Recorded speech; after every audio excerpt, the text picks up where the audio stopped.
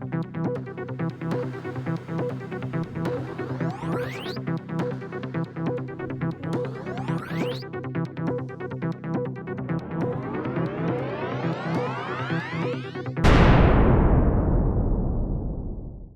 back to the show, everyone. Oh, Dana. Yeah. Yep. I feel like it's just a sign of the times.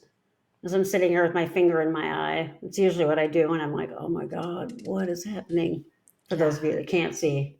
Yeah. But yeah, we want to talk about this thing called confirmation bias. It's interesting. So I can remember like 15, 20 years bringing that phrase up and people not knowing what it was. And I think a lot of people know what it means now. Mm. But you and I talk a lot on the show about various psychological tenets, things that we've learned, and we have fancy phrases for them and things like that. But really, our discipline is the study of behavior and what goes on in someone's mind. And really, we're trying to help people have awareness so that they can make decisions and choice and whatever, right? So there's these sort of peripheral kinds of things that you learn when you're in grad school, and you're kind of like, oh, that's really interesting. And to me, confirmation bias was always fascinating, right? Mm.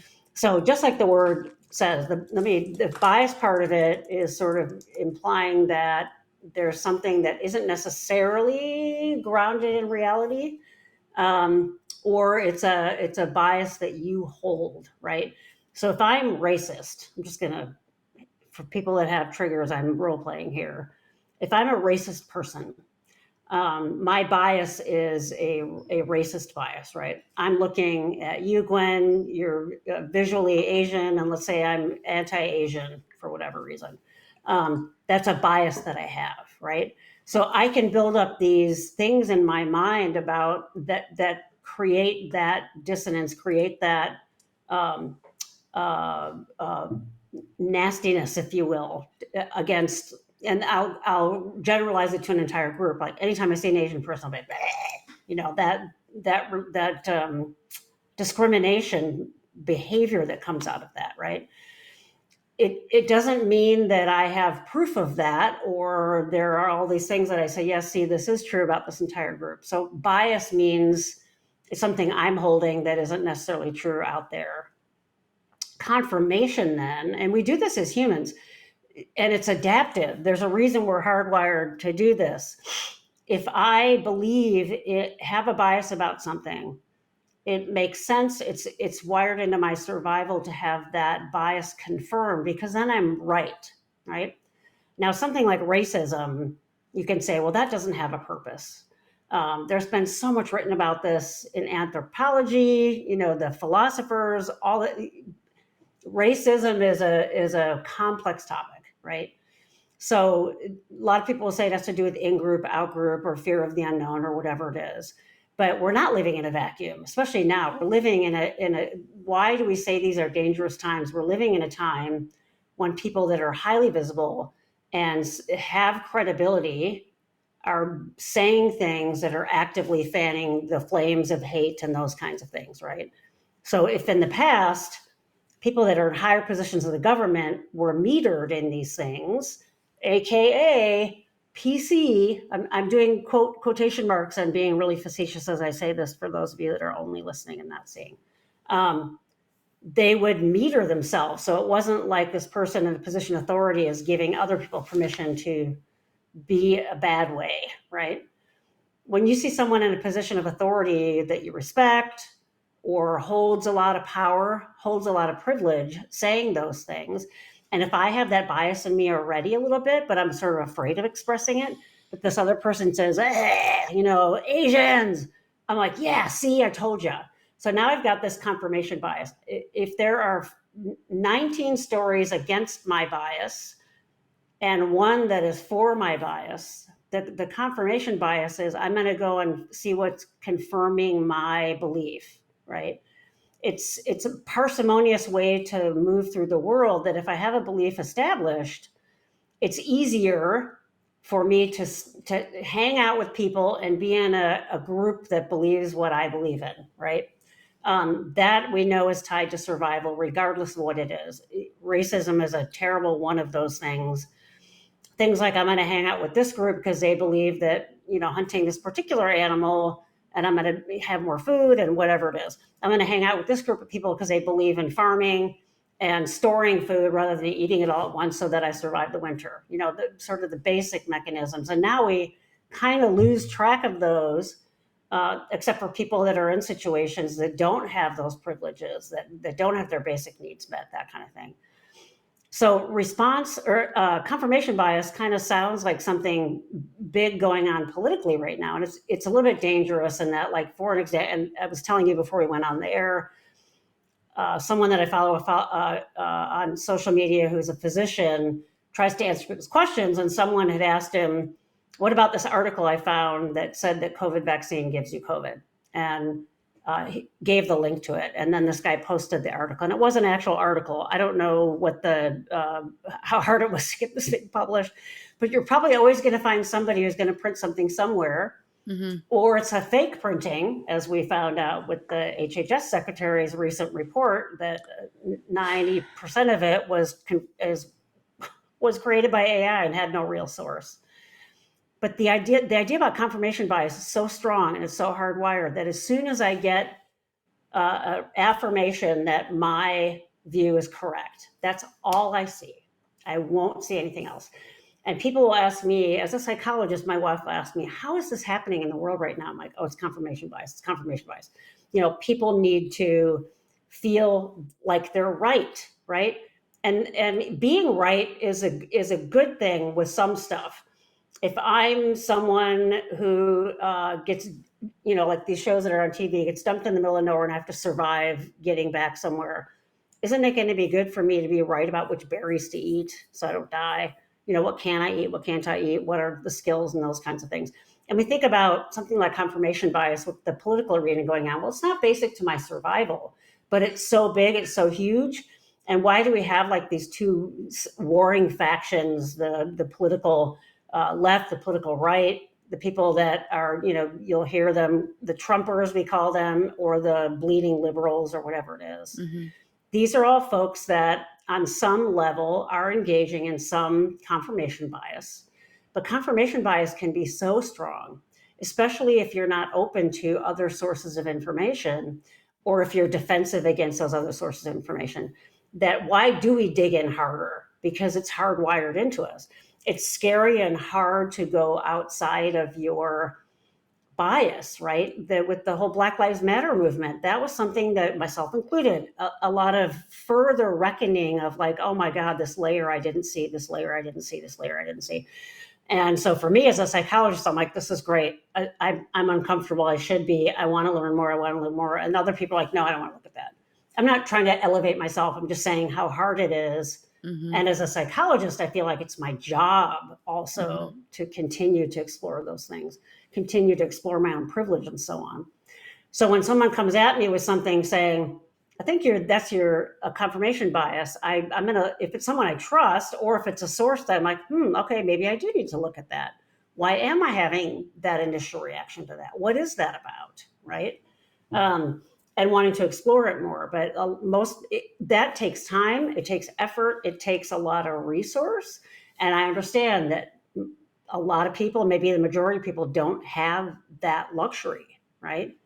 If you're working 80 hours a week and you're barely bringing home enough to eat, or you're being treated for cancer or whatever it is, you're not going to have time to dig into that stuff. You're going to say, oh yeah, that article I read, I'm not getting the vaccine. But that's just a current example of confirmation bias, right? Those things you can look at and see rooted in the Third Reich. There was confirmation bias. Hitler used that to his advantage in a masterful way. When I say masterful, meaning he got his agenda pushed that way. All those kinds of things. When people say, how can a whole group of people, how can I bang my head against the wall trying to talk to my family member and show them what's really going on? They won't hear me. That gives you an idea how strong confirmation bias is and how hard it is to penetrate it, right? The real difficulty getting in there is true. It's not that you haven't just found the right words to get through, or haven't convinced them to get through. It's that you're coming up against that confirmation bias that is so primitive in us, right? It's Yeah. very strong. Yeah. I mean, I can't help but link this to identity, and we are very Mm-hmm. identity driven. If I believe Yeah. I'm X, Yeah. Yeah. then I tend to look for information that supports that, listen to Yeah. Yep. information that supports that, right? But the idea of of confirmation bias is that we're kind of favorably Mm-hmm. looking or seeking or um, obtaining information that fits what we already believe. Right. And Right. then we're That's what we want to be right. It feels good to be right. right. Yeah. That's right. Yeah. That's right. And we really disproportionately give less consideration to an alternative. And Right. like the other way that psychologists, we might refer to this as a blind spot. Mm. That's a Mm-hmm. blind spot, when we're in work together and there's something contradictory or there's something interesting or there's something very monolithic, we might Mm-hmm. encourage some elaboration or thoughtfulness to that Yeah. piece because Yeah. it might be driving maybe an expectation that's Yeah. We call them automatic unreasonable. assumptions. Yeah. That just sort of happen in the background. Yeah. Yes, yeah, it drives stereotypes, and this is Mm-hmm. all ways for, I think, I think the brain really does like things to be clear and easy. Mm-hmm. Yeah. And so, we really want to just kind of move with things that feel right, that are right, Mm-hmm. whatever right, quote unquote. Wow, we're just going to call this episode the air quote episode, because they're going all. The problem here is when it shapes behaviors and actions that Yeah. are harmful Yeah. Yeah. to people, large Mm-hmm. groups of people, or people, Mm-hmm. anyone for that matter. But it does take work to challenge our existing belief system. Yeah. Yeah. The Yeah. other thing, as you were mentioning the social media doctor that you follow who was sent Mm-hmm. an article, right? Mm-hmm. How many people that consume social media Oh God. are trained to actually understand and read research articles? Yeah. We were because of our training in That's right. graduate school. Yep. I Graduate teach school. that to my students, how to be good consumers of research, how to know if it's um, from a reliable source or not, to know the limitations of what you can learn from research versus other. I mean, yeah, that's part of our education. And most people don't Yeah. get that, right? Yeah. We're going to also look at the way that the the experiment was set up. We're going to look at the Mm-hmm. type of data that was collected. We're going to look at what Mm-hmm. kind of groups were Yeah. assigned. We're going to look at the statistical analyses and Yeah. Yeah. are we moving beyond a p value? Like what are we doing? Like Mm-hmm. but Mm-hmm. that's not something that I believe is taught to people. No, it isn't, and that therein lies. I'm not saying everybody should learn those things, but what's happening is people are taking the alternative, and I do agree that social media is largely to blame. The internet is largely to blame. I think about the news sources that I used to go to daily just to get the headlines, and how it's clear that there's bias there now. It's Mhm. about getting clicks and money, right? Mhm. I've gotten to the point where even Reuters is looking iffy. AP is pretty good. Yep. Anytime they put up a paywall, I'm usually suspect. But maybe I've gone too far the other way. I'm like, oh, I don't know if I can trust this. But that sense of me knowing, and I looked this guy up before I started to follow him, make sure he was reputable. Part of that is a process I've gone through to like not take hook, line, and sinker for someone on social media when they say they're so and so. But I know that that person who's board certified in emergency medicine, who went to med school, knows more about it than I do, right? And the danger is when someone says, oh, I don't know, I know more than that person does because I read this article. Or this person that I trust, AKA people in government or whoever it is, a cult leader, this person that I trust is telling me, don't trust those people. they're wrong. They're pulling the wool over your eyes and they're tricking you. The real truth is over here. And that's really sort of the definition of cult. I'll just use that word, right? It's also a definition of things like movements. I mean, using the word cult is sort of loaded, right? Because of Mm-hmm. what we think of cult. And there are actually some definitions and things that you have to meet the criteria for to be defined as a cult. But there are also like movements and social groups and ways of being and ideologies that aren't cults necessarily. Like if I'm uh, vote Democratic or if I vote Republican, we can say that I'm with a group of like-minded people and here's why I do those things, right? It's not a cult at that point, but it's an ideology. You used that word a couple times. It may or may not be based on my identity. Like I talked to my dad about who he's going to vote for, and he's like, "This is, I grew up and I've always been like this old school Republican, like fiscal responsibility." And I'm like, okay, I can understand. I've read about that. I've learned about it. I know what it is. I don't think it's what's happening now, but okay, right? So it is that idea of what is someone's identity, where is their ideology. But when they're the scourge of social media, the scourge of the internet is you can find anything on the internet that you want to find that will be in line with your views. You just have to look for it. Oh And yeah. that's sort of the danger of it, right? Uh, That's a confirmation bias. I think the other really tricky place here is AI, And yeah, oh because which is just another layer of yeah, this situation, and we're seeing that actually across the board politically, yeah. in lots of different ways, right? Yeah, How AI has probably influenced big yeah, decisions, yeah, yeah. and what if that AI, I mean, those language models, those large language models need to be trained. Like, what are Yeah. you training it on? Exactly. Yeah, and social media working with AI, giving you in your feed what they know you like and that you've liked in the past. And in a way, that's a massive level of confirmation bias. You're seeing oh yeah, yeah, see, there it is, there it is, there it is. And if you're following dogs and horses like I do, and occasional MDs that are aligned with my politics, great. I'm not seeing the other stuff at Yeah. all, right? Yeah. So I even acknowledge that I have a confirmation bias in my liberalism for sure. I'm not uh, blowing any smoke up my own butt about that, right? Yeah. But to your point, this idea of when you have an identity piece, this is how I try to explain to people when they're like, how is this happening? When you have to understand that there are a lot of people out there that feel disenfranchised for whatever reason and whatever parts of their identity. Hmm. And they have this person saying, you're disenfranchised, so am I, come with me. The fact that those folks do have that as a confirmation bias, and it's so powerful, says something, right? That these people, it might not be in reality that they're being oppressed compared to other groups, but they feel that way, right? Hmm. And that's hard for me to even sort of sink into, like, where is the empathy, where is the common ground and understanding how someone could get to that place.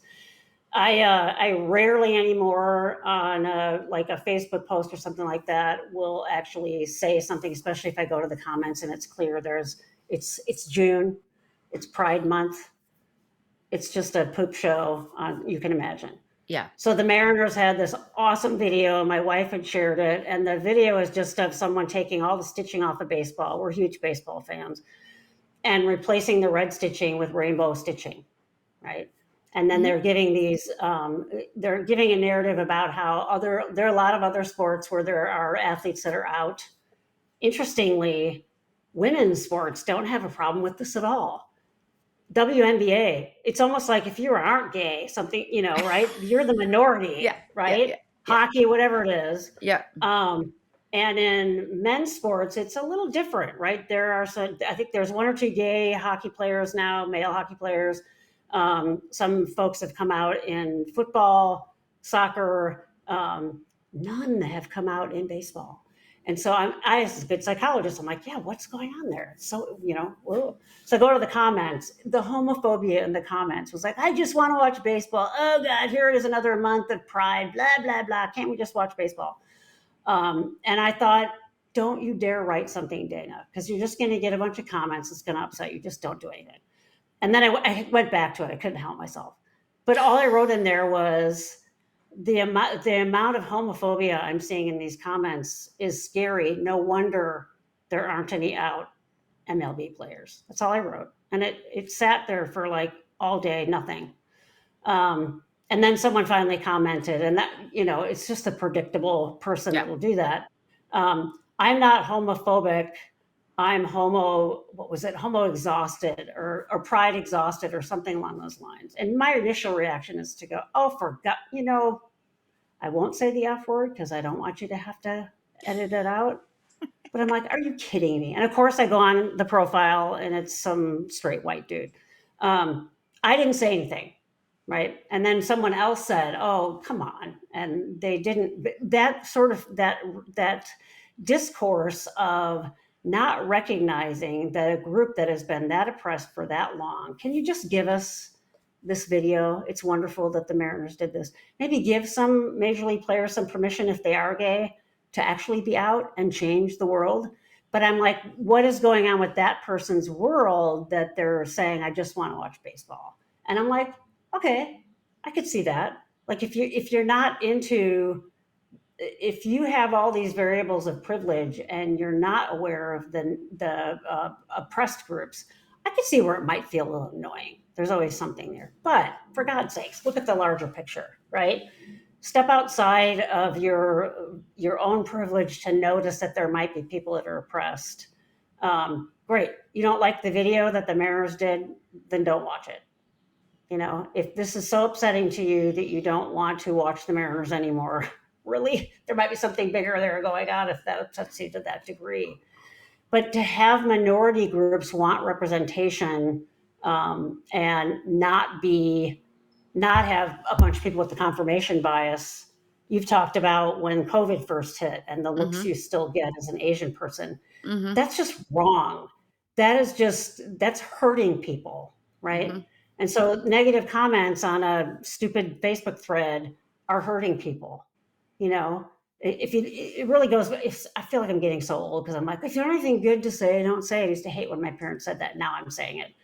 But it is that sense of us and them, the negative parts of that, the contagion. I learned about that too. That people are afraid of Yeah. like this contagion factor. Like if I like a gay person, oh my God, it's going to make me gay. And it's like we have another word for that. It's called internalized homophobia. That's why that word exists. My being gay 5 feet from you isn't going to make you gay. And if you are gay, I didn't do it. It was there before, right? Right. And that there's that fear of the unknown, and we're just wanting people to explore the unknown. And I do think that the people swinging all the way to the left and not trying to understand the other side is almost equally to blame. I think Mm-hmm. we have to come more, both sides have to come more in the middle to try to understand what the hell is going on, right? Yeah. So why are all these people feeling oppressed? It's easy for me to just say, oh, screw you. You have all of the power and privilege. You're not oppressed. Shut up. What is going on there that so many people feel that way? What is the fear that is getting pulled up in them that they're actually following these leaders that are giving them that confirmation bias? Something's going on there. Right? Yeah. Well, I mean, Dana, my mind goes to work. Like Mm-hmm. this takes work, and again, like this is why Yeah. I firmly believe like this is why, we're not saying anything sensational. We Mm-hmm. often swim in the nuance because that's where things really are. Yeah. Yeah. But how often are we like, well, let's split the hair and then let's split the hair again and then again Mm-hmm. and then it resonates with like a person, right? It's Yeah. like Right. Right. I'm sure it Yeah. might resonate with more than that, but we'll have one of our friends go like, oh, gosh, that really resonates with me, that you just Mm-hmm. split the hair like in these like this one hair in these degrees. And it's like, wow, that Mm-hmm. really, and that's really our job. But our job, I think, which I would like to see more of in general, is understanding. And to understand someone, you actually have to suspend Yeah. yourself for a moment in order Yeah. to listen. Yeah. Um, And I know it's hard because, in another episode that you and I did, we both admitted that we have our own biases, our own isms Yeah, that we humans were have that. raised within, we were Yep. raised with, and Yep. that it's taken us time to challenge it. I've got lots of those. I've got tons of ableism, tons. Mhm, That mhm, comes mhm. from, in many ways, my culture. Yeah, yeah, And when you look at it that way, like that's understandable for yeah, me in regards to, oh, we were immigrants and yeah, came from yeah, nothing and yeah, really had to work. And so the idea there was like work, work, work, keep your head down, yeah, work, work, work. yeah, yeah, yeah, And and if I you don't, had, German, Austrian roots as just right, stoicism and don't ever acknowledge weakness, right? right, Yeah, right. And yeah. that idea of like, if you didn't achieve what you set your mind out to, you did something wrong. Um, that is really woven into my like initial wiring as a Yeah, and if you do person. something wrong, you're not gonna make it. I mean, Right. we're talking about racism here. It takes you to a rung of the real world is going to really oppress you. I mean, that's the Yeah. reality. It will, right? Yeah. So the fear behind that is so real and so big. It's understandable these tenets find their way into our existence, right? You said something too a couple times now about the identity piece, and what came to mind for me is when I've been in faculty meetings with my fellow faculty, and we're talking about a trans student or a non-binary student, and it's always the same people that continually misgender, even though we're talking amongst ourselves. And there's always me and one other person that will correct them. It's he, it's he, it's they, them, it's they, And then I get people be like, oh, I'm like, here's the deal. So we're talking about this person, we're holding this space about this student. It, we have a responsibility to hold that student's identity even in this conversation. And you're saying it's not important enough to you to get the pronoun right when we're talking, when we're not face to face with that person. What that's saying to me is you don't care, or you haven't done that work to have it shift, right? And there's other faculty that'll slip. I slip sometimes. Mm-hmm. Oh, and I was Oops. like, okay, there it is again. There it is. Okay, there it is. Versus not even trying, right? Clearly not even trying. And then feeling seemingly annoyed by me that I keep correcting them. And I will. This is a hill I'll die on, when it comes to Yeah. gender identity. Screw you. I stop myself. I will die on that Yeah. hill. Yeah. But yeah, that it is that idea of I'm thinking of my father-in-law who died 10 years ago now and died in his 80s. And lived in Helena his entire life, Helena, Montana, a small town, and used to throw things like he'd call people a raghead. And I just feel like, and my wife would look at me like, he's 87. And I'm like, I know, but if you just excuse it for the cohort, it's that same idea. That orb of that way of seeing that person comes into the room. Even if it's a phrase that you grew up with and you said, it's a demeaning phrase, it's a biased phrase, it's a reductionistic phrase, it's a wrong phrase, and you throwing it out there has an impact, right? Yeah. That words do matter. And I think that's what we're seeing with the counterculture to that is, oh, they're woke and those kinds of things. And Mm-hmm. what a brilliant idea. I'm being facetious here. What a brilliant idea to say that us worrying about words we use is to accuse us of being woke. I mean, they figured out a counter narrative to that. And it's like, oh Mm-hmm. God, how did they do that? But that sense of that does matter because you're holding that person's essence when you're talking about them, right? Even when they're not there. And that does take work, it does take energy. But to me it's like a sacred thing, right? I mean, maybe that's because I trained as a therapist that's so important to hold that. It's also because I grew up with a lot of marginalization and know what it's like to be the target. And so it feels to me like, oh, I really do want to have that importance of holding that person there. Right. Yep. Yep. Yeah. Well, I don't want to give any spoilers. I mean, Mm, for those of you that have seen Andor, have you seen Andor, Dana? oh God. Loved it, loved it, loved Oh it. Yeah. my, that is some of the best TV I've seen in a long time. I'm going to Yeah. say on the record, I think it's the best live, like current live action Star Wars thing we have. Easily, hands down. Um, Yeah. It is Yeah. phenomenal, but there's a scene. So spoilers, if you haven't seen Andor season 2 and Yeah. you want to like Yeah. Plug pop your off ears. for just a little bit. Luther says to Mon in this scene where she just doesn't get what he's saying, and he goes, "Must be nice." Mm-hmm. And that Oh, really yeah, yes, resonated with yes. me because it was like, the privilege of it. To Must be have nice that, to not not even have have to hold it. Yeah, not that's no, right. not understand this, the level of Yeah. this, the amount of sacrifice, all of this stuff, like, must be nice.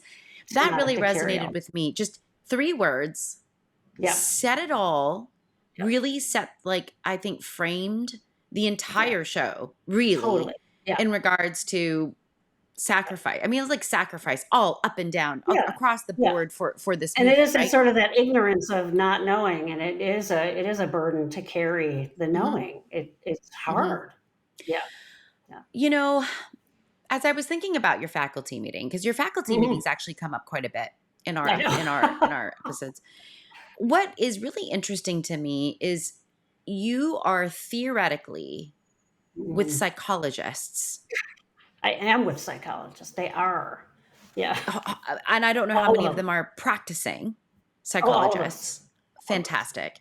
So Mhm. so clearly Dana and I have a confirmation bias Mhm. towards individual dignity and respect. I That is own our that one completely. that's Yep. a cognitive bias. It You're right. is. You're right. Right. We have it. Yep. We're there. Um, as we think about maybe the counters to that, the Mhm. alternatives to not holding people with dignity and respect, Mhm. Mhm. Mhm. um, I I think you don't need to have an advanced degree to Yeah. understand what Right. happens there. I Or you just know, because you have an advanced degree doesn't mean you mhm. understand. That's we've talked about the harm that our colleagues do, not in Yeah. probably not intentionally. I'll go, Right. I'll say I don't Yeah. think that they're kind of going out to be intentional about that. But that's still our responsibility to know how we impact people.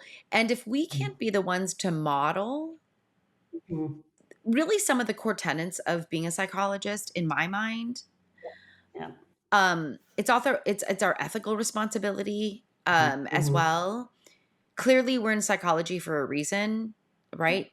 We came into psychology for a reason. Many of us Yeah. came into psychology broken. I'm just gonna Probably say, the majority of people study psychologists come right, into it broken. broken.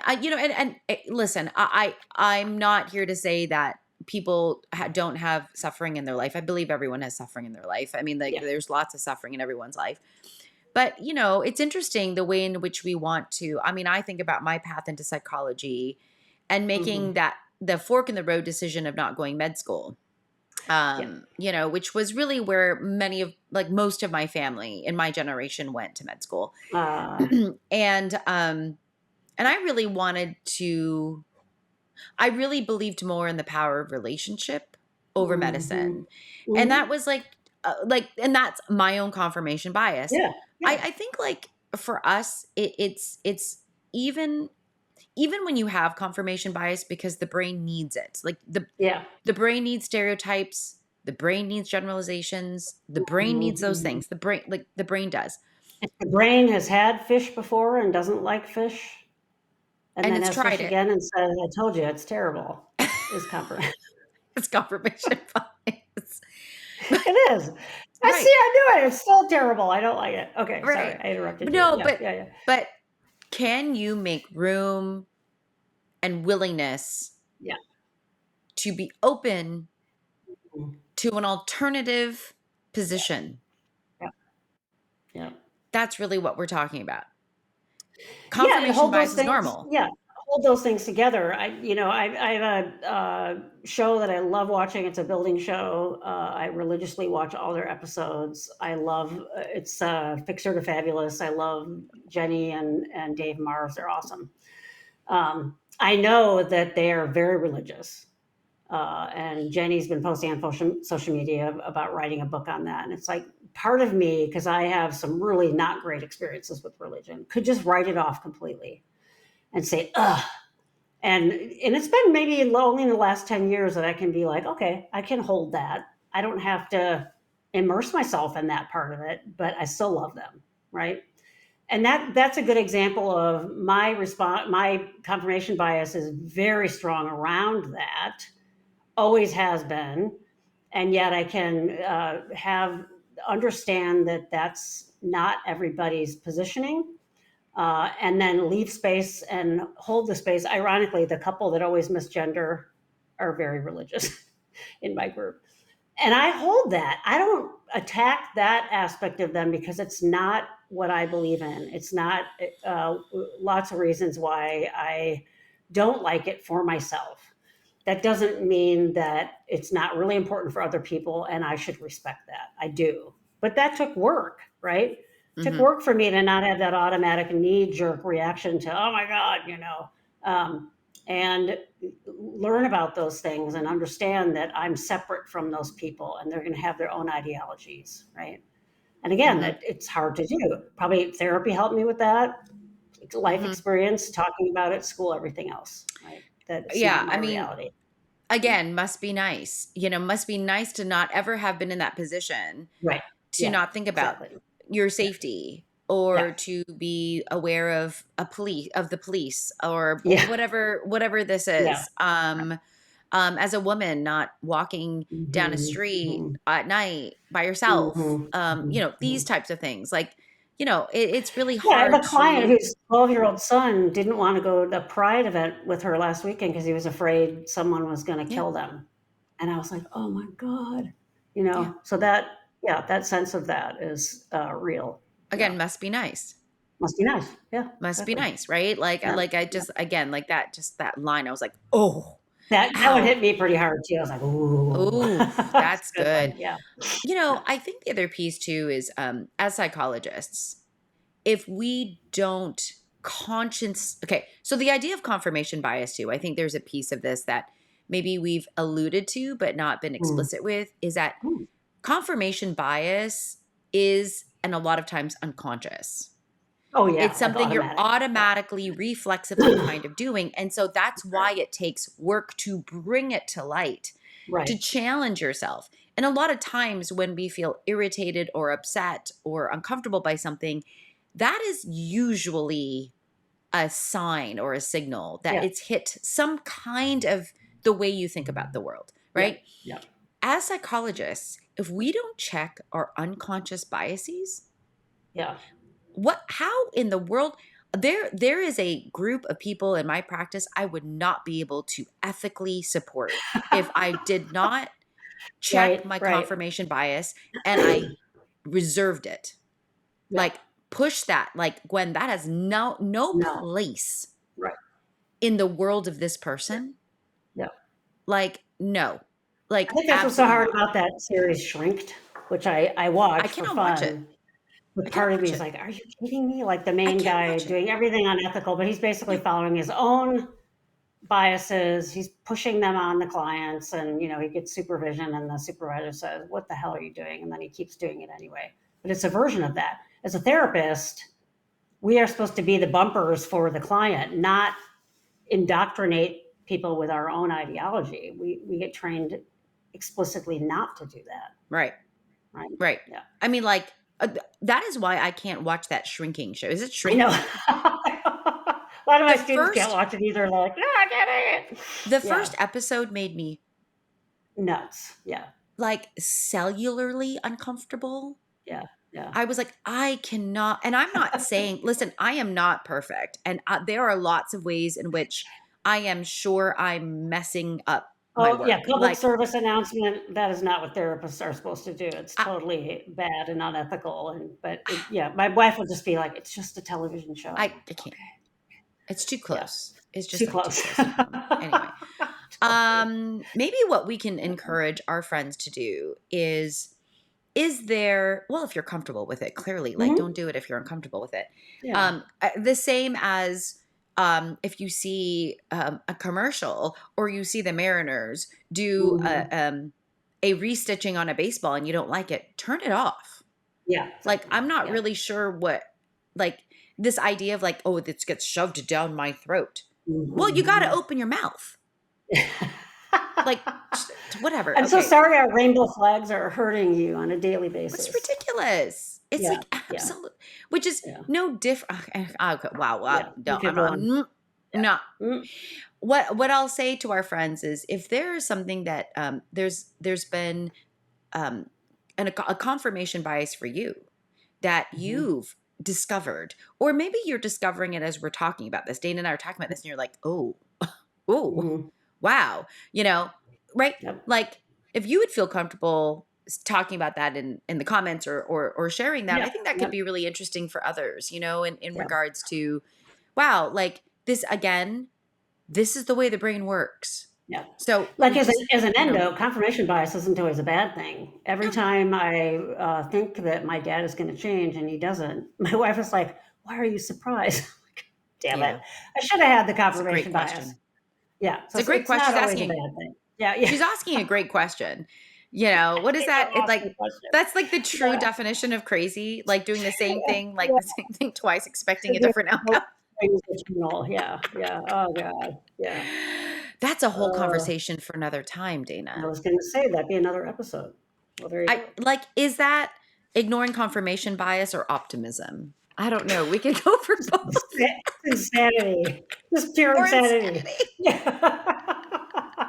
You can also weigh down below. You could vote for You're Dana. not supposed to Is be it mean to yourself, but I'm an idiot. I mean, is that it fits. Yeah, yeah. optimism, insanity, or it's Yeah. hilarious. Come on. So, Yeah. yeah, Uh, I hear all you. right. All right, everyone. Be good to you, be good to others, and we will catch you in the next episode. Bye.